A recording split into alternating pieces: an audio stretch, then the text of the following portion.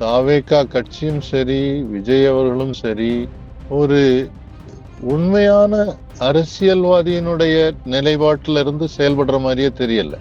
வேற கட்சிகள்ல இருந்து வந்தவங்கள உடனடியா கேண்டிடேட்டா அனௌன்ஸ் பண்ணாங்க.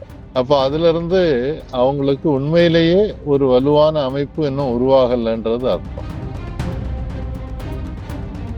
அவருடைய ரசிகர்களுடைய கூட்டம் நடந்துகிட்ட விதம் பொதுமக்களுக்கு ரொம்ப இடையூறாக ரோடெல்லாம் மறைச்சு வண்டியில ஏறி மேல நின்னுட்டு விசில் அடிச்சிட்டு அது ஒரு அரசியல் இல்ல, அது ஒரு டிராமா மாதிரி நடந்துகிட்டு இருக்கு, சினிமா மாதிரி நடந்துகிட்டு இருக்கு.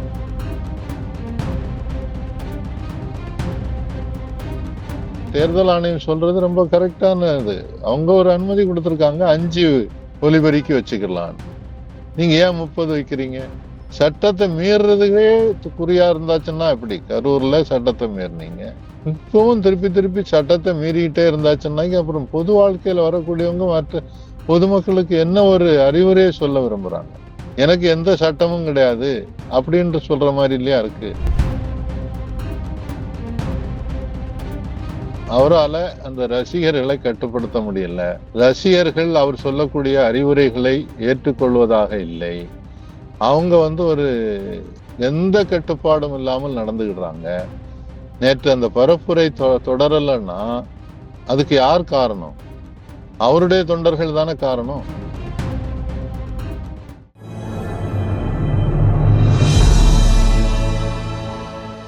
தமிழ் மீடியா நேயர்களுக்கு அன்பு வணக்கம். இன்றைய நேர்காணலில் நம்முடன் இணைந்திருப்பவர் தாமஸ் பிராங்கோ சார். சார் வணக்கம் சார். வணக்கம் சார். இப்போ நேற்று பார்த்தீங்க அப்படின்னா 3 பேரும் வேட்பு மனு தாக்கல் பண்ணியிருந்தாங்க. ஸ்டாலின் அவர்கள், சீமான், விஜய் அவர்கள் 3 பேரும் பண்ணியிருந்தாங்க. அதில் விஜய் அவர்கள் பார்த்தீங்க அப்படின்னா அவர் நிற்கக்கூடிய தொகுதியான பெரம்பூர் தொகுதியில் அவர் பரப்புரை ஆற்றிட்டு அதற்கப்புறம் பார்த்தீங்க அப்படின்னா ஸ்டாலின் அவர்கள் நிற்கக்கூடிய கொளத்தூர் தொகுதிக்கு பரப்புரை ஆற்றுறதுக்காக போயிருந்தாரு. ஆனால் அங்கே அவருக்கு போதிய காவல்துறையினர் நல்ல ஒரு பாதுகாப்பு அவங்களுக்கு அளிக்கலை அப்படிங்கிற மாதிரி குற்றச்சாட்டு வச்சிருக்காங்க.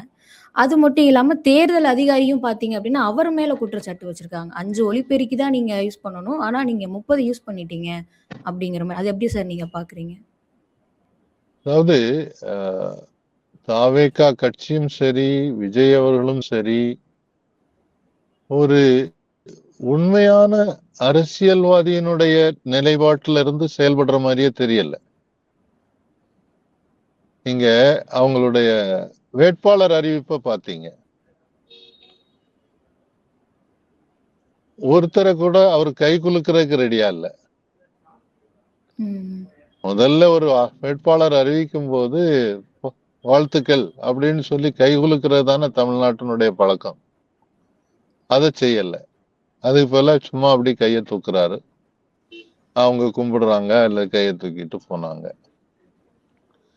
2வது, வேட்பாளர்கள் எங்களுக்கு கட்சியில அவ்வளவு வலுவான செல்வாக்கு இருக்குது, எல்லா இடமும் ஆட்கள் இருக்குன்னு சொன்னவங்க கடைசி நேரத்துல வேற கட்சிகள்ல இருந்து வந்தவங்கள உடனடியா கேண்டிடேட்டா அனௌன்ஸ் பண்ணாங்க. அப்ப அதுல இருந்து அவங்களுக்கு உண்மையிலேயே ஒரு வலுவான அமைப்பு இன்னும் உருவாகலன்றது அர்த்தம். 3வது, நேற்று நடந்த நிகழ்ச்சிகளை பார்க்கும்போது எல்லாமே இன்றைக்கு சோசியல் மீடியாவில் வீடியோ வந்துகிட்டு இருக்கு. அவருடைய ரசிகர்களுடைய கூட்டம் நடந்துகிட்ட விதம் பொதுமக்களுக்கு ரொம்ப இடையூறாக ரோடெல்லாம் மறைச்சு வண்டியில ஏறி மேல நின்னுட்டு விசில் அடிச்சிட்டு அது ஒரு அரசியல் இல்ல, அது ஒரு டிராமா மாதிரி நடந்துகிட்டு இருக்கு, சினிமா மாதிரி நடந்துகிட்டு இருக்கு. இதுல குறிப்பாக நான் பார்க்கிறது என்னன்னு சொன்னா, தேர்தல் ஆணையம் சில விதிமுறைகளை வச்சிருக்கு. அந்த விதிமுறைகள் எல்லாம் சரிதானா இல்லையான்றதுல கேள்விக்குறி இருக்கு எனக்கு. இப்ப குறிப்பா சும்மா ஒரு நகை கடைக்கு நகையை கொண்டு போறவனை கூட பிடிச்சிட்டு போயிடுறாங்க, அந்த நகையை பறிச்சுக்கிடுறாங்க. அதுக்கு பிறகு அவங்க ஒரு ப்ரொசீஜரை ஃபாலோ பண்ணி தான் கொடுக்க வேண்டியது இருக்கு. ஒரு அத்தாட்சி வச்சிருந்தா அதோட அது விட்டுறணும். இப்ப ஏற்கனவே போன தேர்தல்ல 2024 தேர்தல்ல நயினார் நாகேந்திரனுக்கு கொண்டு போன 4 கோடி பெற்று இன்னைக்கு வரைக்கும் வேற பேச்சு மூச்சே இல்லை. அவர் கைது செய்யப்படவில்லை. அவருக்கு மேல வழக்கு என்ன ஆச்சுன்றது தெரியல. அது அப்படியே மறந்துடுறாங்க. அப்ப தேர்தல் நேரத்துல மட்டும் வந்து ஒரு டிராமா தான் தேர்தல் ஆணையமும் பண்ணுது. இதுல சில விதிமுறைகள் கட்டாயமா வேணும் இல்லைன்னு சொன்னா கூட்டத்தை கட்டுப்படுத்த முடியாது. அப்ப அவங்க சொல்றாங்க, ஒரு இடத்துல கூட்டம் நடத்துறதா இருந்தா நீங்க அனுமதி கேட்கும்போது எவ்வளவு பேர் இருப்பாங்க உத்தேசமா. அப்போ ஒரு 3000 பேர்னு சொல்லிட்டு நீங்க 30,000 பேர் அங்க திரட்டக்கூடாது. ரெண்டாவது, நீங்க தேர்தல் ஆணையம் சொல்றது ரொம்ப கரெக்டானது. அவங்க ஒரு அனுமதி கொடுத்திருக்காங்க 5 ஒலிபெருக்கி வச்சுக்கலாம்னு. நீங்க ஏன் 30 வைக்கிறீங்க? சட்டத்தை மீறதுக்கே குறியா இருந்தாச்சுன்னா எப்படி? கரூர்ல சட்டத்தை மீறினீங்க, இப்பவும் திருப்பி திருப்பி சட்டத்தை மீறிக்கிட்டே இருந்தாச்சுன்னாக்கி அப்புறம் பொது வாழ்க்கையில வரக்கூடியவங்க மற்ற பொதுமக்களுக்கு என்ன ஒரு அறிவுரையை சொல்ல விரும்புறாங்க? எனக்கு எந்த சட்டமும் கிடையாது அப்படின்ற சொல்ற மாதிரி இல்லையா இருக்கு. அப்போ தேர்தல் ஆணையம் தேர்தல் காலத்துல அவங்களுக்கு ஏராளமான பவர் இருக்கு. உடனே இவங்க குற்றச்சாட்டு என்ன சொல்றாங்க? திமுகவுக்கு மேல குற்றச்சாட்டை சொல்றாங்க, முதல்வர் மேல குற்றச்சாட்டை சொல்றாங்க. தேர்தல் ஆணையம் என்னைக்கு தலையிட ஆரம்பிச்சிடுச்சோ, தேர்தல் அறிவிச்சாச்சோ, அதுக்கு பிறகு மாநில அரசுகளுக்கு உள்ள அதிகாரங்கள் கட்டுப்படுத்தப்பட்டு விடுகிறது. அமைச்சர்களுக்கு கொடுத்த காரெல்லாம் திருப்பி வாங்கிட்டாங்க. அவங்க சொந்த கார்ல தான் பயணிக்கணும்ன்றது ஏற்பாடு இருக்கு. 8 எஸ்பி அவங்களா மாத்திட்டாங்க. தமிழ்நாடு அரசு அதுல ஒன்றும் செய்ய முடியாது. இதுக்கு முன்னாலே அந்த மாதிரி நடந்திருக்கு. அப்படி இருக்கும்போது எல்லாத்துக்கும் ஸ்டாலின் ஸ்டாலின்னு சொல்லி குற்றம் சாட்டு வைக்கிறது அது இன்னொரு தவறான பார்வை. ஒரு அரசியல்ல ஒரு முன்மாதிரியாக நாளை ஒரு மாற்றாக வரணும்னு நினைக்கிறதாக இருந்தா பல கடமைகள் இருக்கு. பொது வழியில நம்ம எப்படி நடந்து கொள்கிறோம், பொது வழியில மற்றவர்களோட எப்படி பேசுகிறோம். இங்க அவர் வந்துட்டு ஒருத்தரை கூட பக்கத்துல போக விடாம 10, அது ஒரு குண்டர் படை மாதிரி, அந்த என்ன சொல்றாங்க, எஸ்காட் ஒண்ணு பெரிய கூட்டத்தை கூட்டிட்டு தான் வர்றாரு. அவங்க யாரும் பொதுமக்கள் அணுகவே முடியாத ஒரு தலைவர் வந்து எப்படி முதல்வர் ஆக முடியும், எப்படி எம்எல்ஏ ஆக முடியும்? எம்எல்ஏ ஆன பிறகும் மக்கள் யாரும் அவரை சந்திக்கவே முடியாதுன்றதுதானே யதார்த்தமா இருக்கு. சோ அதனால இந்த அணுகுமுறையை தாவேக்கா மாற்றிக்கொள்ள வேண்டும், ஆதவ அர்ஜுனா மாற்றிக்கொள்ள வேண்டும். ஆதவ அர்ஜுனா பேசக்கூடிய விதமும் சரியில்லை. எல்லாமே மிரட்டலாகவும் எல்லாருமே பொய் குற்றச்சாட்டுகளாகவும் சொல்லிட்டு இருக்கிறதுனால தேர்தல்ல வெற்றி பெற முடியும்னு நினைச்சாங்கன்னா அது ஒரு தவறான பார்வை, படுதோல்வியில் போய் நிற்கும்.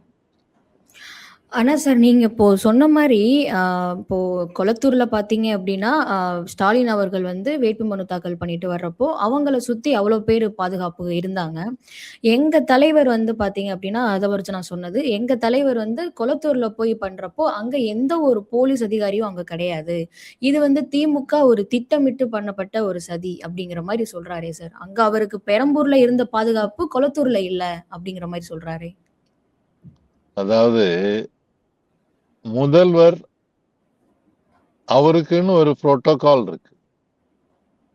அவர் பதவியில இருக்கக்கூடிய நேரத்துல அவருக்கு பாதுகாப்பு கொடுக்கிறது என்பது அரசாங்கத்தினுடைய கடமை.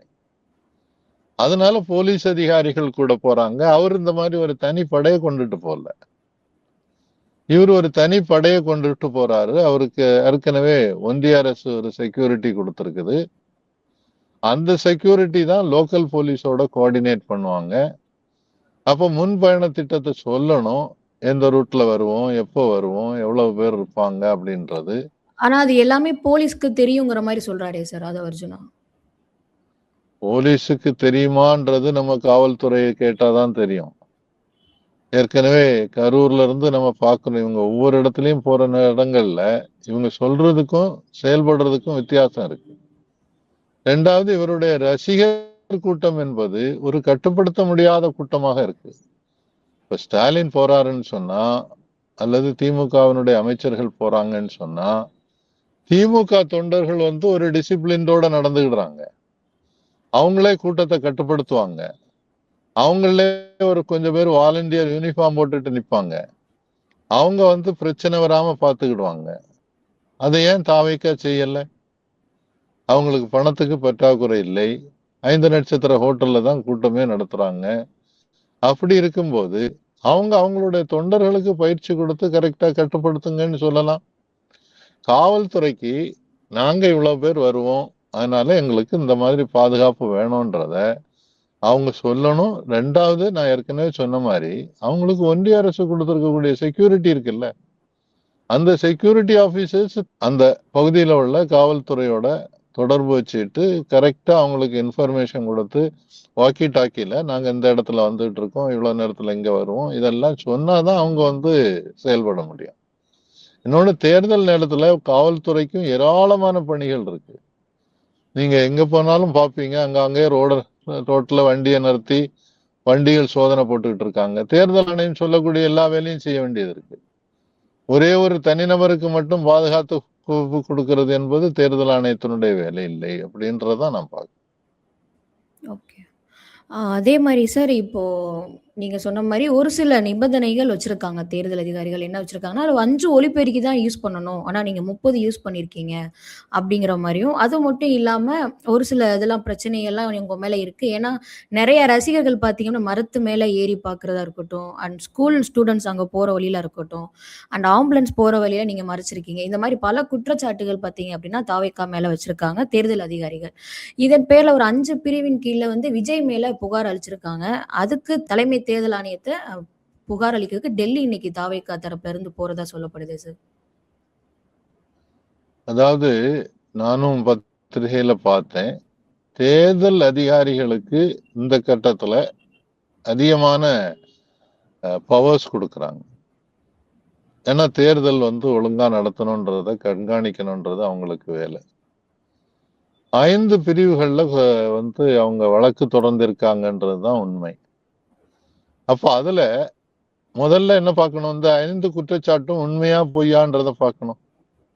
இப்ப இந்த 5 ஒலிபெருக்கிக்கு பதில் 30 ஒலிபெருக்கின்றது தவறு தானே? அப்ப அந்த குற்றச்சாட்டை ஏற்றுக்கொண்டு மன்னிப்பு கேட்கறது தானே சரியாக இருக்கும். அதே மாதிரி ஆம்புலன்ஸை தடை செய்யறது வந்து எந்த சூழ்நிலையிலும் பண்ணக்கூடாதுன்றதுதான் வரைமுறை. அதுக்கு வந்து தடையாக இருக்கிறது தப்பு. அப்ப இப்ப தேர்தல் ஆணையம் குற்றச்சாட்டு புகார் கொடுத்திருக்காங்கன்னா அதோட எவிடன்ஸும் வச்சுதான் கொடுத்திருப்பாங்க. ஏன்னா எல்லாம் அவங்க வந்து சிசிடிவி வச்சு எடுக்கிறாங்க, போட்டோகிராஃபர் அந்த அங்கே நிறுத்தி இதெல்லாம் மானிட்டர் பண்றாங்க. சோ அத வந்து அவங்க காவல்துறை கொடுத்திருக்கும் போது ஒன்றிய அரசினுடைய தேர்தல் ஆணையத்துல போய் சொல்லி என்ன பிரயோஜனம் வரும்? அவங்க அங்க இருந்து என்ன சொல்ல முடியும்? அவங்க தமிழ்நாட்டுல இருக்கக்கூடிய தேர்தல் ஆணையம் வந்து விஜய்க்கு வந்து எந்த விதிமுறைகளையும் மீறி நடக்கிறதுக்கு அதிகாரத்தை கொடுக்கிறோம் அப்படின்னு சொல்ல முடியுமா? சொல்ல முடியாது.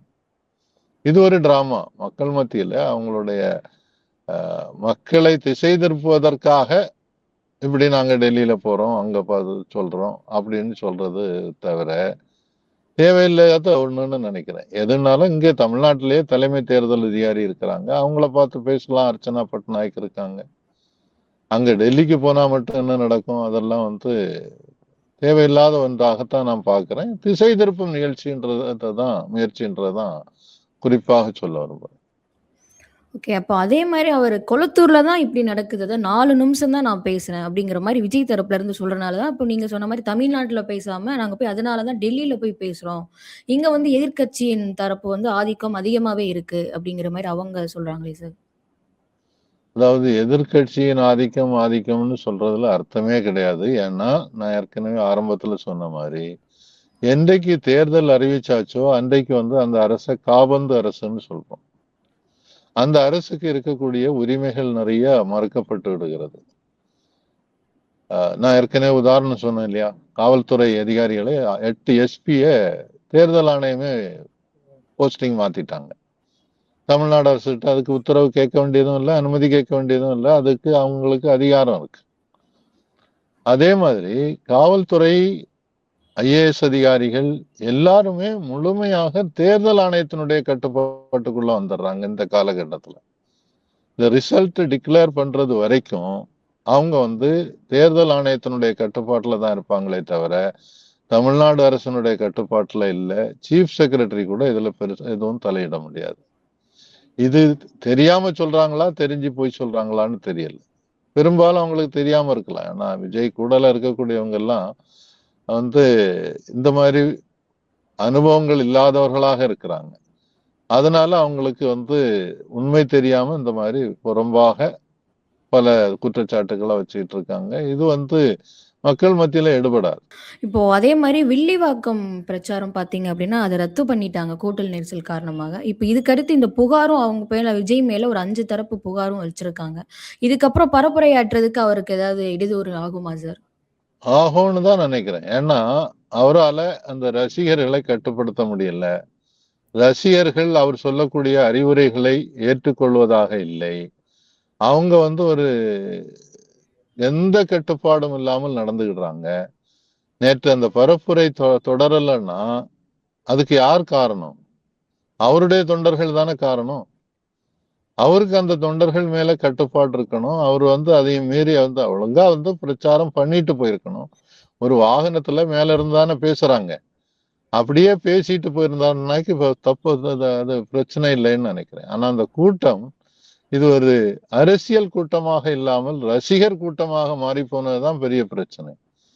அவங்க அவரை பாத்துறணும், அவரை தொட்டுறணும், அவரை அந்த சில பேட்டிகள்ல பலரும் பேசுறதெல்லாம் நீங்களும் பார்த்திருப்பீங்க. ரொம்ப ஒரு தவறான புரிதல்ல, அரசியல் பார்வையே இல்லாமல் ஏதோ ஒரு ஆகாயத்திலிருந்து இறங்கி வந்த ஒரு ஒரு பாதுகாவலன் அப்படின்ற மாதிரி அவர் பின்னால ஓடுறாங்க. அது அவருடைய பரப்புரையை கடுமையாக பாதிக்கும். தமிழ்நாடு முழுவதும் இந்த பிரச்சனை வர்றதுக்கு காரணம் இருக்கு. அதுக்கான வாய்ப்புகள் இருக்கு. அவரு ஆரம்பத்திலேயே அதெல்லாம் அவங்களுடைய எல்லா மாவட்டத்திலயும் செயலாளர்கள் இருக்காங்கன்னாங்க. அப்ப அந்த மாவட்ட செயலாளர்களை வச்சு அவருடைய உறுப்பினர்களாக இருக்கிறவங்க அவ்வளவு பேரையும் கூப்பிட்டு வச்சு பேச்சு வார்த்தை நடத்தி இந்த விதிமுறைகளை நீங்க பின்பற்றணும், இப்படித்தான் இருக்கணும், நீங்க இப்படி ஓட்டு போடக்கூடியவங்க அவ்வளவு பேரும் இந்த மாதிரி ஒரு பொதுக்கூட்டத்துல விஜயை பாக்குறத மட்டும் வச்சு ஓட்டு போடுறது இல்ல. ஒரு நடிகர்ன்றதுக்காக பாக்குறதுக்கு வர்றாங்க. ஆனா உண்மையில ஓட்டு போடணும்னு சொன்னா வீடு வீடா பிரச்சாரம் நடக்கணும். நாம என்ன செய்ய போறோம்ன்றத சொல்லணும். அது நடக்கல. அதுக்கு பதிலா இதே ஒரு பெருங்கூட்டத்தை திரட்டுறது மட்டுமே தேர்தல்ல வெற்றியை கிடைச்சிரும்னு அவங்க பார்க்கக்கூடிய பார்வையே தவறுன்னு பாக்குறேன். அதனால பரப்புரை தொடர்வதில் பெரிய சிக்கல் இருக்கும் என்பதுதான் நான் எதிர்பார்க்கிறேன். Okay sir. இப்போ தேர்தல் அதிகாரி அளித்த புகார் இவங்க மேல ஒரு 5 புகார்கள் அளித்திருக்காங்க. அது எதனால அப்டின்னா, இவங்க கொடுத்த நிபந்தனைகளை உட்பட்டு அவர்கள் பின்பற்றாத காரணத்தினால் தான் அப்படின்னு சொல்லிட்டு தெளிவா சொன்னீங்க.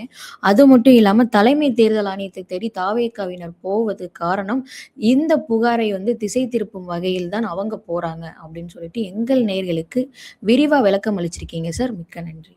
நன்றி.